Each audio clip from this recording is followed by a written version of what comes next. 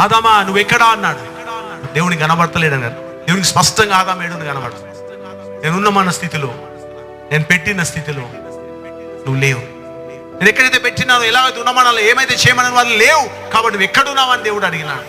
ఎంతమంది మీ పిల్లలతో చోరు పోలీస్ ఆట ఆడిండు, దాచుకోమని పోయి నువ్వు వెతకనికి పోయినావు? ఎంతమంది ఆడిండు? నువ్వు కళ్ళు తెరిచిన కాడికి వాడు కనబడుతాడు, కానీ ఆ రూమ్ పోయి, ఈ రూమ్ పోయి, అటు రూమ్ పోయి, ఇటు రూమ్ పోయి చూస్తాను.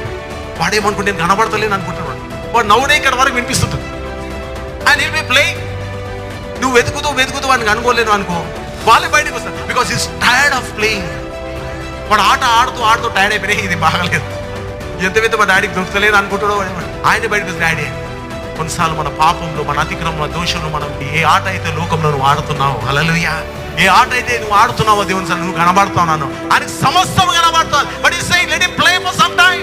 ఆడని కొను when he come out I want to be there. బయటికి వచ్చే రోజు నేను కనబడబోతున్నాను. ఆదాము నేను భయపడి దాచుకున్నానంట. దేవుడు ఈరోజు నిన్ను నన్ను వెతుకుతా ఉన్నాను. The people in the world they are hiding from God. చాలా మంది లోకంలో కదా దేవుని దాచుకుంటా ఉన్నారు. God says I come to seek you. నేను వెతక నేను వచ్చినాను.